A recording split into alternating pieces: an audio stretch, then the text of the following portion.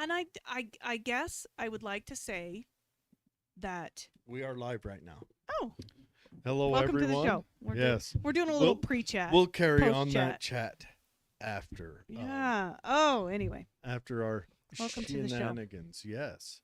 Hope everyone's doing well today. And We're officially a couple days in to St. Patrick's Day month. yep, Lucky month or unlucky if you Yep. go with original folklore. I think Disney or Post ruined the leprechaun folklore with their Lucky Charms box. I mean, where did where did the cute little leprechaun come from? oh Because it like shifted quite dramatically. yeah, leprechauns are well, were they a part of the Fae? That's a big question. Like the fairy there, and the fairy were as we chatted with Not Tinkerbell. Yes, they were not nice. Though Tinkerbell did get mad and stomp around. She did once or twice, and glitter came out. Yeah, when she stomped, she glittered. But I don't think they did that. My favorite of the leprechaun stories that I've heard thus far, and I haven't heard Betsy's story today, is the shapeshifters though, where they come in and swap with your child. That ain't right. And the scary part about that for me was that people giving themselves reasoning to Off their children. yes, to get rid of maybe a burdenous child, Uh, or The scariest part about folklore is it is to explain something, either something that seems supernatural or a horrible thing that people are doing. well, what if to ease the burden of parents, the religious and elders made up that story so that parents, one, wouldn't be shunned by the community and be relieved of some of their burden. Which that part freaks me out. But humans are weird. We're still in World War III, everyone. It is televised. So much propaganda coming out. Both sides are ridiculous propaganda. The Ghost of Kiev, not real. You told me that. Like I said, I really didn't follow it. The El Presidente over there, dressed up in battle rattle up on the front lines. Picture was taken like 2 years ago. Wasn't he like checking borders or something? I don't know. Not real. And then you've got the Miss Ukraine dressed up in full battle rattle. That was for a photo shoot done years ago with airsoft guns. So I could have told you that by the makeup she was wearing. Hey, I have been in the field.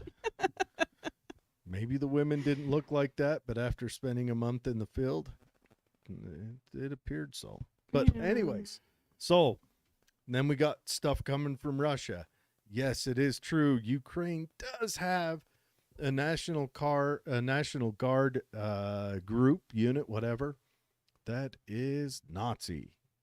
They propose to be Nazi. They're pretty open about, well, they're not Nazi necessarily. They're white nationalists, but they fly a lot of memorabilia, I guess, flags and such. And that's kind of scary. But then again, you got stuff coming out of Russia that's BS. So I think everywhere is BS. Don't believe anything you see. I hope that our government can see clearly enough to say, yeah, we're not going. I don't see any reason for us to be over there. But World War III is upon us. Let's hope that nuclear war doesn't join in. Today, we're chatting about Formorians. They're Irish giants. I guess Gaelic giants is what they are. And Betsy's brought the story. I have chosen to read absolutely nothing about this because I want the surprise, the shock, and maybe a little bit of awe. Not that kind of awe, though. No, the cutie awe. But before we kick into that, I wanna hit us with some news. What do you think? Let's do it. You know, I need some weird news. Life is too serious right now with all the things going on. I caught Betsy. a glimpse. Okay. So, on Oh no. to the news. And my life is just when you think your life is bad, you read a story like this. This is coming from the New York Post. It says, I feared docs would amputate my penis after a nasty black widow spider bite. So, a man in Ireland. Hey. It is a Ireland man, Irish man. How would we? You got Florida man. We've had Russia man a few times. Oh. How would this one go? Irish man. I would kind of dig Gaelic man. Gaelic's a funny word. Gaelic, and that's still a language a lot of them speak. It is, yes. And they still use that over there sometimes when they're trying to have kind of secret conversations. That's right. It's our pig Latin. Yeah, except I'm pretty sure most people have figured that out, except for. Anyways, a man in Ireland feared that he would lose his penis after incurring a nasty black widow spider bite, which caused a golf ball-sized lump to sprout up perilously close to his 5 private parts. So it didn't bite his unit, but it was close enough that he was afraid that it was going to spread. A golf ball-sized lump. It's not good. No, that is not. And if you're an average man, that's really bad. You don't want to shave that anymore. Anyways, I was convinced I would lose my penis. Fergus Farrelly. Fergus. His name is Fergus. It's outstanding. 26 told SWNS of the fiasco. That does not sound like a fiasco. Sounds like a almost tragedy, which began on January 7. After he woke up with a painful marble-sized bump in an unspecified spot near his member. The construction worker, who was staying with his mother in Ulster at the time, said he initially dismissed it, but over the next few days, the welt swelled in size until it was a little too close to comfort. So, sounds like it bit him in the public area, and it started swelling. Yeah, started looking angry. Spreading. And I have seen what black widow bites do, and they do swell. They do get angry. They do carry bacteria, just like a dog or cat bite would, you know. When I woke up and saw this lump, I had no idea what it was, but it got larger and larger as days passed, exclaimed the flummoxed fellow, Fergus Farrelly. Man, they missed the chance to throw 4 F's in there. I'm not going to go by his last name. I'm going to go by his first name. Fergus finally decided to report the emergency room at Cavan Central Hospital on the advice of his girlfriend after the bump ballooned to the size of a golf ball and turned a disgusting shade of purple. However, the doctors insisted that he needed to see a specialist and transferred him to the larger Beaumont Hospital in Dublin. And there's Fergus. Look at that. That is the face of fear right there. That's what fear looks like. Oh, no. Unfortunately, just like Farrelly, the doctors had no idea what caused the lump. To make matters worse, just hours after Farrelly arrived at the hospital, the cyst exploded. Gross. Leaving a massive crater near his penis, SWNS reported. In order to prevent an infection, doctors hooked the poor patient up to an IV drip of antibiotics and also conducted blood tests to get to the bottom of the bite. I was in hospital for days on all kinds of drips, and the giant lump burst. That was when I thought I would lose my penis altogether. That was like on that South Park where the penis, I don't know if anyone watches, but the penis would shoot off and shoot around the room. No, I haven't seen it. Lamented Farrelly. The Irishman added that the pain was so unbearable he couldn't even walk or move. Finally, after several agonizing days, Farrelly's test results arrived. The patient claimed that they contained the toxin of a black widow spider, a venomous black arachnid identifiable by the red hourglass pattern on their abdomen. I've seen tons of them. They're all over the place. They're super common here. But I never try to shoo them off with my groin. What? Never. I try to use a boot. Although, Get out of here. Get out of here. He's helicoptering at can you it. spin around and let her out real quick? I think Alex must have got home and... Yes, the guard dog has to guard the house. Although rarely fatal, their venom contains a neurotoxin that can reportedly cause nausea, difficulty breathing, and excruciating muscle cramps. And yes, I have a friend who was bit by one on her ankle, and it knocked her into the bed like she had the flu for like 3 days. So Ooh.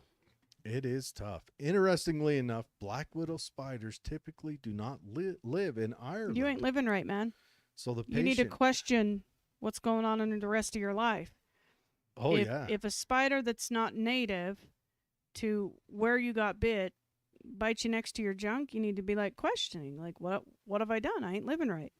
Hey, that or, yeah. Ooh. Gross.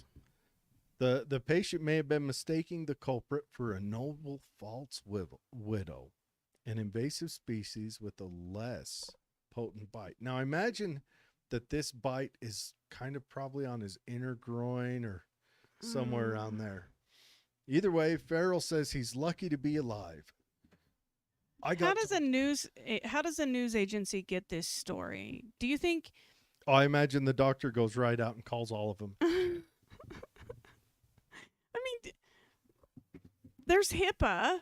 He can't just call and tell him their name and everything. This guy had to have called himself and been like, have I got a story for you? Like, whatever hospital, room 304, spider bite on the junk. Click.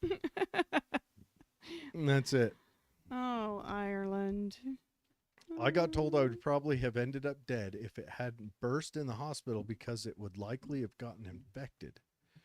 The relieved bite recipient said. They said the venom could have spread and poisoned my blood system. All right, we don't have to read on. Now, do you know that we've had a guest on this show who was bit by a brown recluse? In the same general area. Yeah, and it messed him up. Messed him up bad. It put him in the hospital on IV drip and all that stuff, I think for like 2 weeks. It was awful.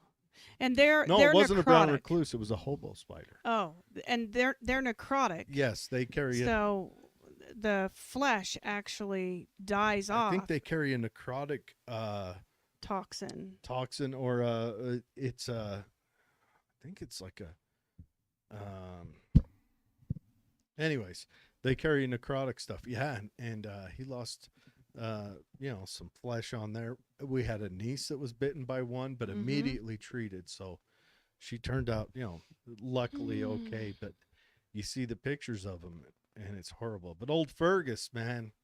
Fergus. How do you think he says it? Fergus. Fergus. Fergus. I can't roll my R's. God, I know. Us Andersons, we got these short, pitiful tongues. My Grace and Tucker can because of their French, but yeah, they're French and they're, I don't know.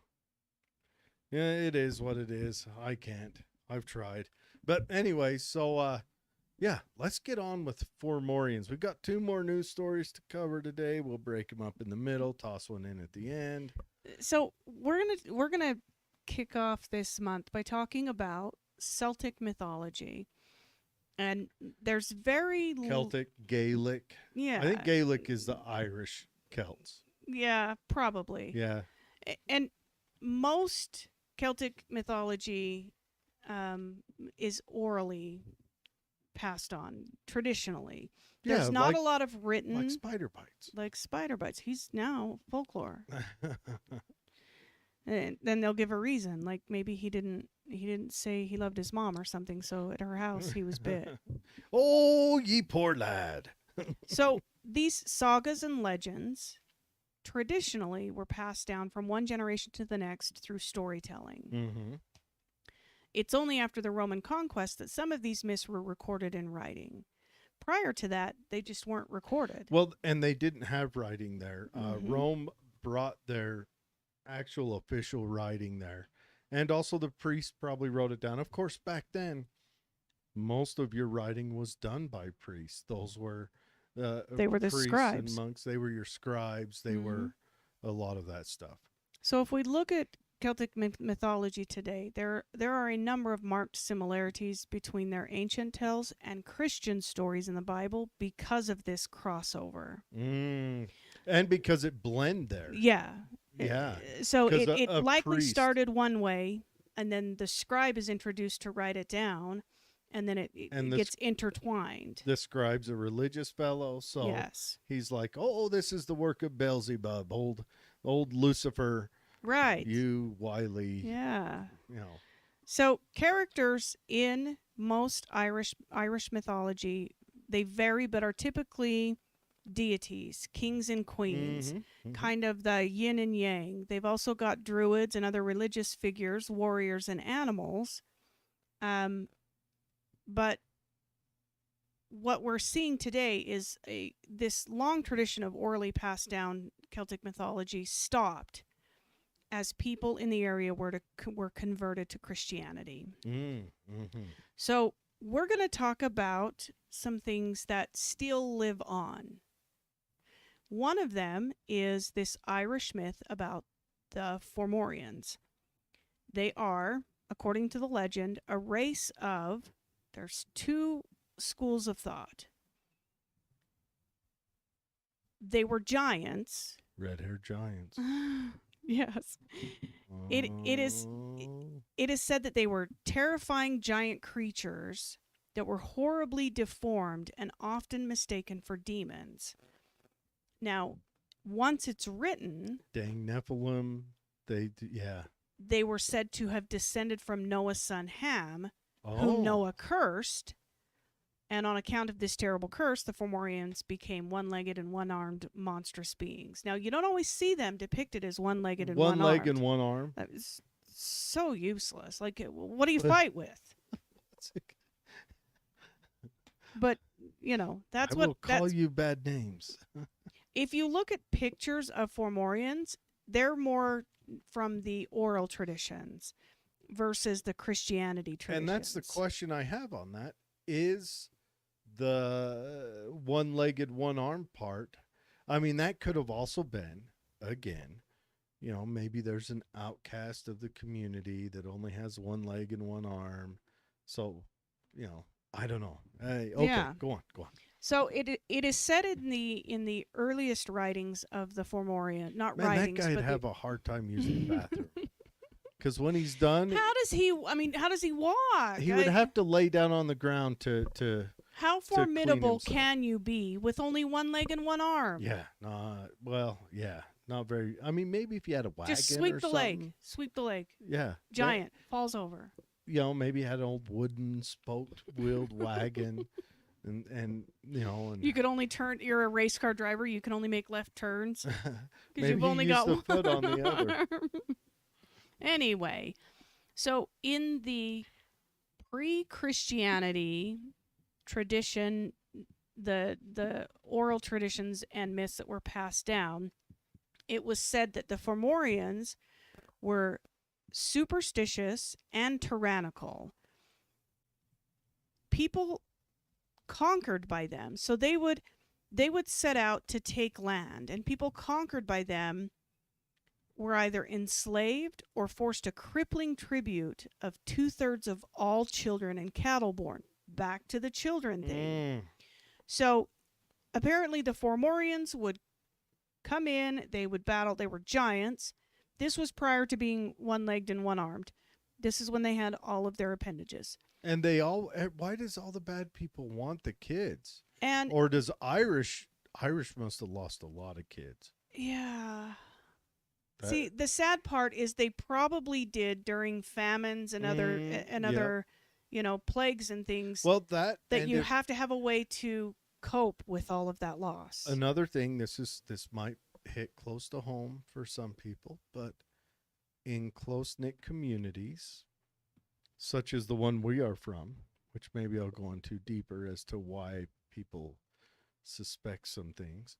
In close-knit communities, there's a lot of inbreeding. Yeah.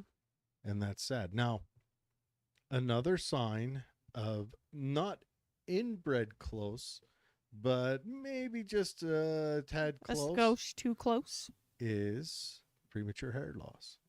Really? Yes, it is. I didn't know that was linked to that. Yeah. And I am a sufferer of that, in case you guys didn't know. So you don't see luscious locks of golden hair trickling down my back. A mullet shaking in the wind. Remember when I had one in high school? I do. I have pictures to prove it.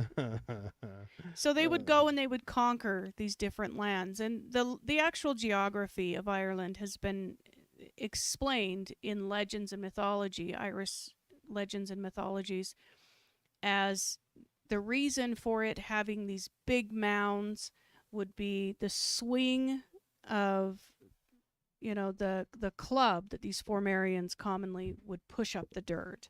Mm. And they still talk about that. No, the mounds aren't like burial mounds then? I don't know. They could be for all the children and cattle that I don't know if they ate them. Anyway, so they would conquer these areas. Mm-hmm. They would enslave the conquered. Mm-hmm. As you or they would force a tribute of 2/3. Like 2/3? Oh, that's starvation rations. What if I have 2 kids? Mm-hmm. How do you break one of them up? You can toss a kid in and we'll, call it even, as Gaelic monsters. And 2/3 of all cattle. Mm. So, anyway, one Formorian with stubby legs and long arms did not resemble another, with a dwarfish right arm and a normal left arm, and yet another with 2 or even 3 heads and only 1 eye or 3 on his head. They didn't appear, and they weren't spoken of, that they were cohesive, which is why a lot of people had the impression that they were demonic instead of a lineage of giants. So that they popped up out of hell. Yeah. Raised a ruckus. So according to the Formorian beliefs, and it's like the Irish didn't just observe. They got to know these Formorians, and that's the way that this story is told. Mm-hmm. They know that they're tyrannical. They know that they're superstitious. And according to Formorian beliefs, a child without any mutation is born without a personality. So the Formorians think that if you're not mutated, then you don't soulless. Then you don't have character. You have no character. I agree with that. Yeah, like if you see a barn and the wood's all nice and it's painted perfectly red and there's no huge gaps. It's not the barn you want to take a picture of to put on a come look at my area poster for the ladies. Exactly. Yeah. Okay. I can dig it. So they were also accustomed to seeing their various mutations on their bodies, and any child who was born normal, quote unquote, the Formorians would kill and deem it a monster. Really? So they went hard. Yeah.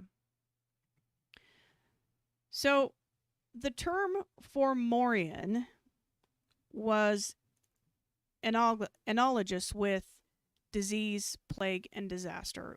If you look through Irish folklore, you'll find that Formorian is kind of an interchangeable word for disease, plague, and disaster, which goes back to... That could throw down the disease part, though.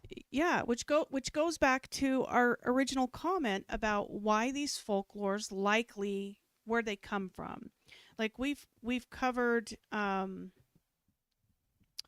what's the flesh-eating guys? What's their name? The flesh-eating guys. Creepy flesh-eating guy. We've covered other ones. We thought the Donner Party might be one. Oh, cannibals? No. Cannibal, but Anyway, it was. Why? Yeah. I can't think of it. You're throwing a name. Jared's got to guess a name game. Yeah. This is gonna It's a pan out monster. It's a well. creature. It's going to work out well for everyone. I promise it is. But we've covered that in the past, that it's likely they were told not to eat the flesh of people because they had noticed that the prions would actually make you crazy. And so they created a folklore to support that. Yeah. Well, what if they didn't have to create a folklore? What if some early Formorians, before the telephone game kicked in, were people who ate people and maybe got some prions and acted a little... Right, because we know that now. Yeah, acted a little Brad Pitt on 12 Monkeys, you know? Yeah. So it is said that the king of the Formorians' name was Balor. I do like that name, not as much as Fergus. Fergus. I sound like a southern lady saying an Irish name. But Balor, or Balor, had one giant eye in the middle of his forehead. Now, Balor was also on the Lord of the Rings. Did he have a giant eye? King Balor. No, he was actually a good king, if I remember, or something. Different Balor. Goodish king. Different Balor. It's all... Whether rulers are good or bad is usually for the eye of the beholder anyway. True. Back to the opening. Don't believe what you read. And, I don't know. Is it okay to eat popcorn while you watch World War III on TV? It is frowned upon. It is. I would say that we have been desensitized with everything that has gone over the course of the last couple of years. Dude, I'm telling you. Like, but for real. Aliens drop down and be like, what's up? I think a lot of people would run out and my heart go, wouldn't even... I know, like, take me to your leader. Thank you. You know? Pick me. I don't know. I think it would depend on the thickness of the fingers before I jump on that ship. Okay, that's true. You know? So, yeah, King of Wekamundo. Hi, King of Wekamundo. Hey, what's up, man? So, he says these creatures look like something from Lord of the Rings. There it is. And we do know that J.R.R. Tolkien got a lot of his ideas and storyline from Gaelic mythos. Yes. We do know that. That was kind of a thing that he was known for. Some people give him kind of a rash of crap about that, but I choose not to. So, according to the story, the Formorians conquered the first invaders of Ireland, which is the Partholon. The Partholon... They were the first invaders, the Partholon. Yes. Now, the Partholon are the people who invaded Ireland and settled there. I don't know what was, on the island of Ireland prior to the Partholon. I don't know if there was indigenous people or what it was. I haven't really read into that. But it was said that the Partholon were like the Vikings. They were unbeatable. Mm-hmm. And then these Formorians actually conquered them. And after some years, it's said that the Partholon, having been slaves to the Formorians and things, all died of plague in a single week. The entire race. Leaving behind only the Formorians. So the Formorians were there. Okay, the Parthenon was there first. Well, this is where... Then the Formorians came. Then the Irish came after that? Yeah. And this is where the story kind of breaks apart. Because we do know that there had been crusaders and invaders and other pushback from the seas, obviously, where Ireland's concerned. The Vikings even took Dublin is apparently a Viking word.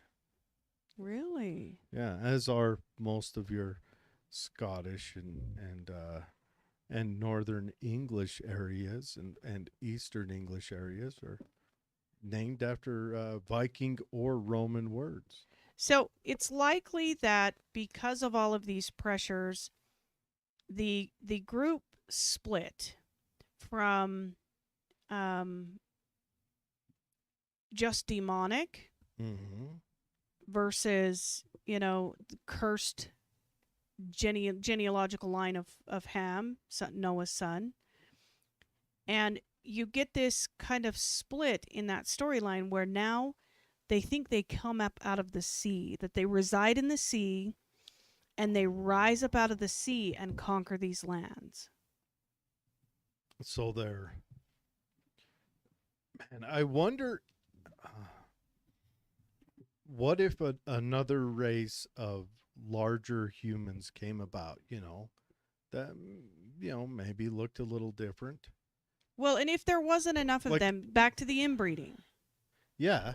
Well, or even if, say, let's say an Irishman back in, double aught whatever, and an African raiding group or an Arabian raiding group where they had Irish, they're probably used to seeing a sea of red, and the outsider was the brunette.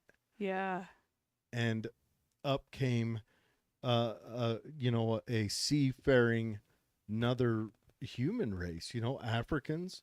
Maybe the Africans were taller, or Arabians. I mean, we do know at certain points in history that not Arabians, I should say, those from the Crescent, or what if it was even an Asian group, or Right. someone from the steppe, like the, pre-Huns, maybe a Scythian type, came up. They would have been a different color, darker hair's totally different.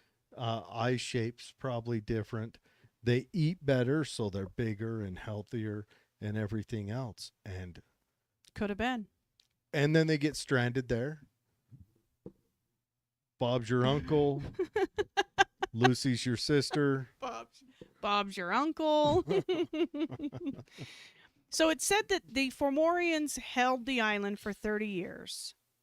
Then came the Nemeds, who, like those who settled Ireland before them, had genealogy, according to the history of it, back to biblical Noah.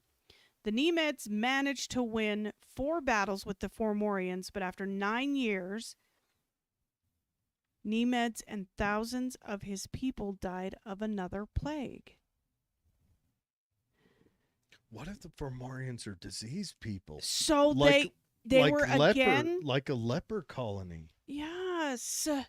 This is what I'm saying. These Irish mythology, if you look deeper, just a little deeper. I want you to just think, what scary stories did our folks tell us when we were young? Now, granted, I hung out with Bigelow a lot, and so I got to hear I didn't hear any scary stories. This is what they tell little kids in Ireland back then. I'll bet there is not a good night's sleep before you're 60 or 70 in Ireland back in those days. Yeah. They just go to bed, one eye open, gripping the pillow tight. So this goes on. You didn't even catch that, did you? Gripping the pillow tight. This goes on until written history. So the Formorians, someone else comes in and tries to take the island. They show up with the Panthalon, or the Panthalone people, whatever they are. The Panthalone. And that sounds Greek. What languages do you have Pantalones? Pantalones? Yeah, I like think it means Italian. pants.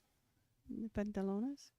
Okay, go on. So maybe it was an Italian that wore pants. It could have been. Like Ragnar Lothbrok. You know what Lothbrok means? Shaggy pants. Stop it. It means like shaggy bottoms or whatever, but shaggy pants. So maybe in ancient times, wearing pants was a status symbol, and so everyone was named after that. And the Romans showed up early. No, go on. So they held the island, and what happens through history is there's these various groups of people who come to take the island, and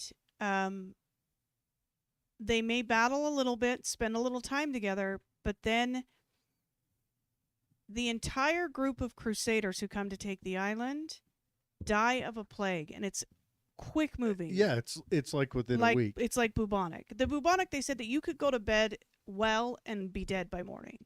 That's how fast it moved. Now, bubonic was bacteria, wasn't it? Yes. Yeah. This, I mean, if you take into consideration the deformities, the giantism, not so much, but just the deformities and how unfamiliar and all of the things, it could have been like this horrible disease. What? Yeah. What if there's an ancient disease that maybe gets into you and adjusts your DNA? Maybe your, what is it, mitochondrial DNA? Yeah. You know, like a disease that gets into you and changes you, and over time, you know, maybe it takes a couple of years, and then, you know, a hunchback appears. Maybe someone's born with only one eye in the center of their forehead, or, you know, one arm's gimpier than the other. Maybe the arm that the disease first entered the body at. Kind of like polio.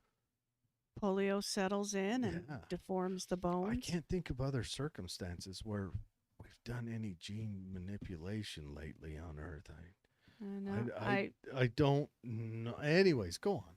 Yeah.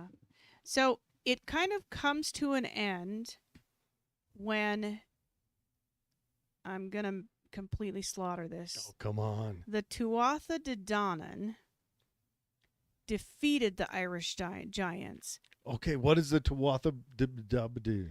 So the Tuatha De Danann was a group of people that were crusaders, much like the Vikings. And they were just more organized. Another gaggle of gingers came over. Yep.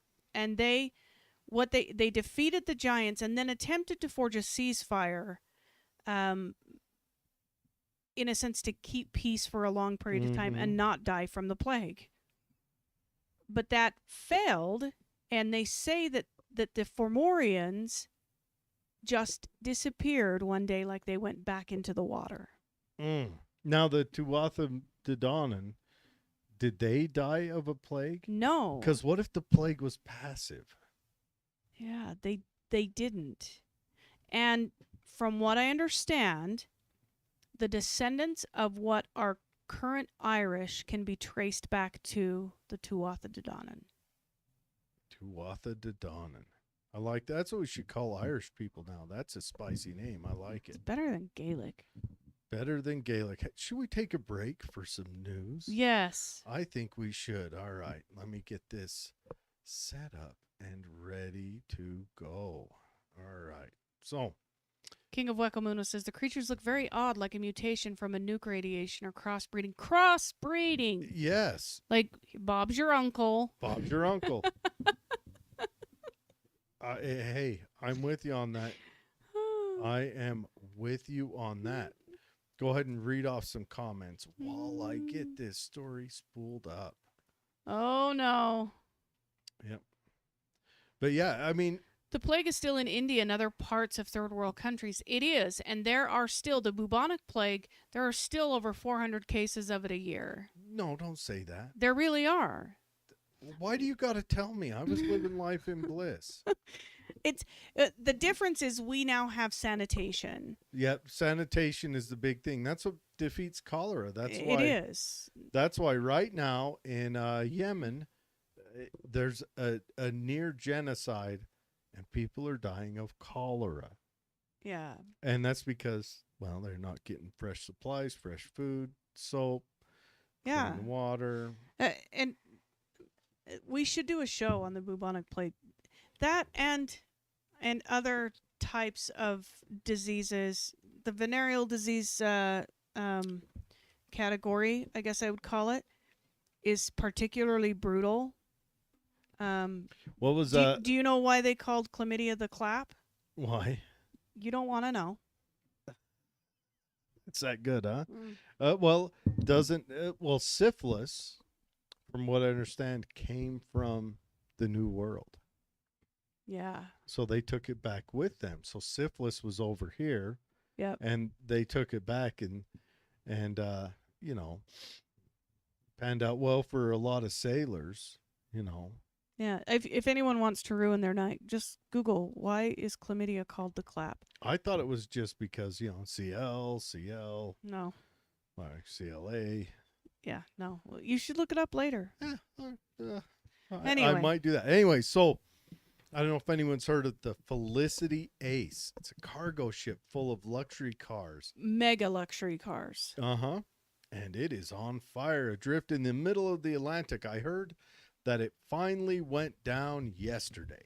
Like 14 days or something. But it burned for 2 weeks. An abandoned cargo ship packed with cars is adrift in the Atlantic Ocean after a rapidly spreading fire on board forced the crew to escape. I just listened to a show about the Titanic, the conspiracy surrounding it. I'm spooled up on that right now. But anyways, the 656-foot-long Felicity Ace roll-on, roll-off car-carrying ship caught fire in the North Atlantic on Wednesday as it carried cargo, including Porsches and civilian Porsches, Volkswagens, from Emden, Germany to Devisville, Rhode Island.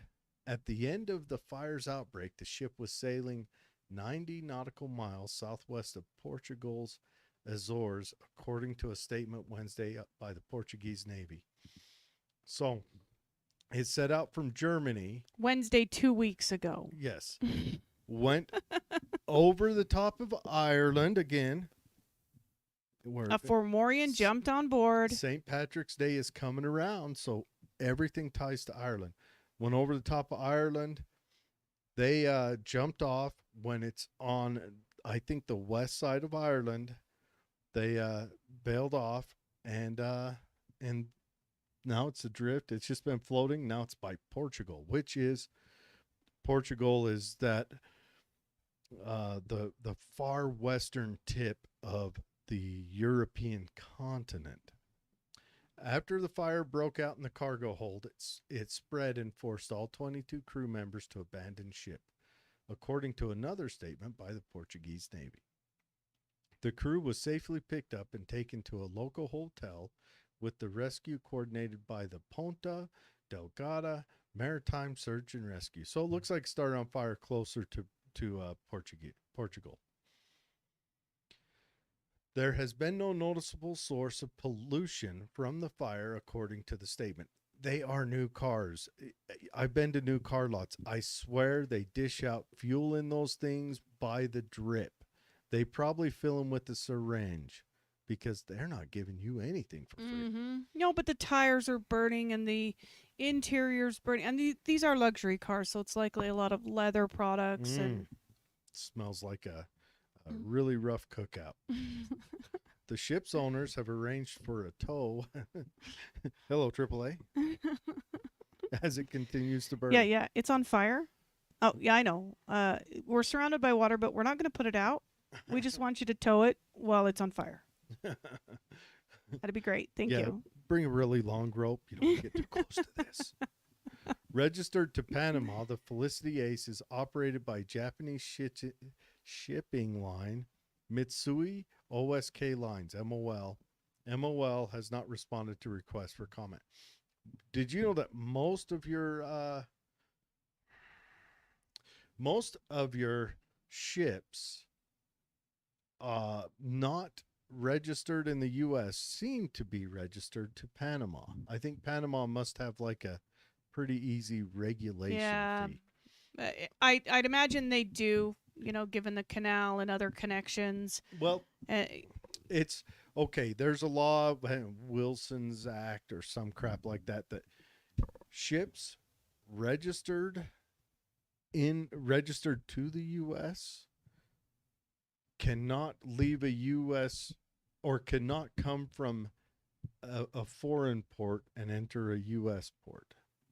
It's a weird law that really, without paying a huge tariff, which financially hurts us, but it's just a BS protectionist law that was written in like 18 whenever, or I think it was 1923 it was written. It's a horrible law. We need to do away with it. But when I went to Cuba in 95, Mm-hmm. the ship I stayed on was a Panamanian cruise liner because we lived on a ship for the first 2 months we were there. But yeah, so I asked around, why is this registered to Panama? It was an American ship made in America, operated out of Honduras, I think, at the time, but registered in Panama, flew the Panamanian flag. Porsche confirmed to CNN Business that a number of its cars were among the cargo and that customers with cars on board the burning ship are being contacted by their dealers. Imagine how that goes. Hey, that car. Most of these luxury cars, you have a prepayment of sorts. Oh, yeah. They're like, hey, you know that car you've been waiting on for a year and a half? Burn down. Call your insurance. Oh, you don't have insurance because you didn't have the car yet? Oh, that's too bad. It's too bad. While it remains too early to confirm what occurred and next steps, we are, along with our colleagues at Porsche AG, supporting our customers and our dealers as best we can to find solutions, said Angus. And it's a day of good name. Angus Fitton. Angus. Vice President of PR at Porsche Cars North America. We are in contact with the shipping company and the details of the cars on board are not known. I would laugh if they tow it in, get the fire put out, and deliver to you. Your car? This I mean, they kind of have to if you prepaid for looks it. like bacon on wheels. Yeah. I mean, this is a big cargo ship. This is a big deal. It can carry over 17,000 metric tons of cargo. Mm-hmm. I wonder if any Bugattis were on there or anything. Anything cool. I mean, Porsches are way cool. Porsches are fine. They're ugly. Well, Bugatti's made by Porsche. I'm not a big fan of Porsche. Never have been. Well, yeah, I suppose. But it's the whole thing. Yeah. So to finish the show, there was a recent story. I'm reading this from Live Science. That's where the good stuff is. Because it's all fun and games until we find proof that it's not all fun and games. So the land of giants, it sounds like something from a fairy tale, but it arguably exists in a region of none other than Northern Ireland, where a cluster of people with a genetic anomaly has been found. In Mid-Ulster, that's Northern Ireland, 1 in 150 people carry a genetic mutation to the AIP gene that leads to an overproduction of growth hormone, resulting in acromegaly, which is also known as giantism. Well, I'd never heard of acromegaly. Yeah. The hormone disorder is spurred by a tumor on the pituitary gland, a pea-sized organ at the base of your brain. And this is probably the highest proportions of giants in all the world when they were taken in groups. So. And the Irish spread everywhere. So I wonder if we tracked all the giantism that we've had in the U.S., if they've got ancestry that are from Ireland. Now, the pituitary gland is not, it's not just at the base of your brain. It's at the very bottom middle, like here. But in like here, it's like inside. But it's inside the chewy chocolate center. it's the nougat. It's the Tootsie Roll with the Tootsie Roll Pop. It's right there in the middle, and they call it. It's the one that's called your third eye. Yeah. You know? Honestly, I think they should call it your fourth eye because we got another third eye, the brown eye, and but it's called your third eye, and that is one that people say that fluoride crystallizes and causes a lot of issues. Great. So this gene in children causes rapid growth, which can be accompanied by joint pain, headaches, vision problems, those types of things. But as you start to age, it also causes enlarged hands and feet, facial distortions. Or what if it's just enlarged hand and foot? Yeah, if it's only a single one hand, one leg. Like the one hand, one leg, or the guy that had a gimp arm and a big old arm? Exactly. It also, because the bones are already fused, it can cause people to have a weird stature or a curvature, so to speak, in spots that you wouldn't expect from the shrinking of those fused bones. Like if it only grows on one side of your body. Now, it says these people look like giant, powerful, strong people. However, in most cases, it's a level of morbidity that causes weakness. Yeah, the biggest man to ever live in the U.S., he had a size, what was it, a size like 32 foot. And he had to have a car specially made, but he was always broken. He was on a walker in like his 20s. Like they had to custom make him a walker. You know, I guess you'd call it 2 fence posts with a string between them, but you know. So this article ends by saying researchers have come to understand that it is unlikely that there are any other hotspots with this same gene defect at this level. That it is likely this is it. Maybe it is. Maybe it's a gene defect in these people, and the plague part throws me off, though. Yeah. But they could have the gene defect and then suffer from a plague, like a leprosy, correct, or it could have been a localized bacterial plague, you know, like a localized spider bite. Like a little local spider bite close to... Not that I'm saying Ireland is the groin of the earth, but... I want to visit Ireland. I we do have friends too. in Ireland. Yes. Mary's there. Hi, Mary. Oh, she is? Yeah, Mary Hensley. Oh, yes, Mary is, yes. Yes. Yes, Mary's in Ireland. Yeah, that'd be cool. Yeah. So, I don't know. Take it at face value, but I like to take these folklores and legends and just go a little deeper than the scary part and be like, why did they say this? Pick apart why they had this what were they oral trying tradition to explain, or what were they trying to do? It's the Wendigo story that I was talking about, because I believe the Wendigo story was told for the same reason. They had these tribes that were insular and isolated, and in the cold winters, they would teach their young to not eat the bodies of the dead. Shoot me in the face if I ever say that to one of my young children. If you get hungry, do not. And it's likely, and they would tell them that they would turn into Wendigos. Yeah. And it's likely that they had experienced this stuff somebody eating it in the recent past. Yeah. In Ukraine in the 1920s and 30s. Yeah. During the Holodomor, they were eating people who had passed, but they found that had no nutrition, because if someone dies of starvation, they've used up all their energy resources, and there's not any fuel left. They already ate themselves. So kids started disappearing. And stories are told that people would trade their children for dinner. That ain't right. Like you'd call up, Ruth, and you'd say, "Hey, Ruth, would little Billy like to come over for dinner?" "Yes, and I would like to extend an invite to little Annie." And they would eat little Billy and little Annie like they were for dinner? Yes. That ain't right. There are stories of that. But when you had 7 other kids, you pick out the one that's maybe just a little bit of a pain in the ass. I wonder if they did fair trades, though, like weighed them. Look, Billy's 3 kilos more. Billy's a little chonky. Yeah.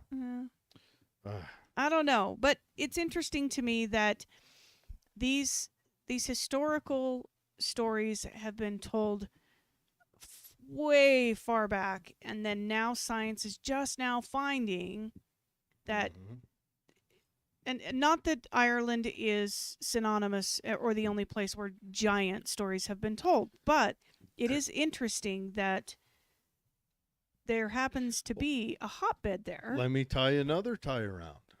What did the Native Americans call their giants? The red-haired giants, for crying out loud. The red-haired giants. So what if the Irish were crusaders, and actually that's where the legend started? Or even the same genetic line, when the Ice Age was here, Irish tended to move and came to the Atlantic. Bigfoot's real name is Fergus. Fergus. Solved it. Fergus. Fergus. We apologize if you're in Ireland and listening to us. We definitely apologize if your name is Fargus, but please send us a email. That's jared@thewildpod.com, and I would like to have you come on the show and say your name for us. Say your name. Anyway, so I do have one more story. Uno mas. Are you ready? Okay. I'm ready. Now, maybe I don't know. I feel like I led in too quick with the best story of the night of old Fergus getting bit on the junk by the Black Widow. We're praying for you, Fergus. What was the Black Widow's name on the pig show? Charlotte would not do that. Yeah, Charlotte, you dirty, dirty girl. Charlotte. Blind people now live with obsolete, useless vision implants in their heads. No. Now, I'm reading this because, we're all going to end up with implants in our heads, living in the Matrix. We'll become obsolete. We've seen these documentaries before. I know. And here we thought it was bad when companies stopped supporting old phones. Remember VHS tapes? Oh, yes. Flip phones? Yep. Or any other piece of tech that became completely obsolete.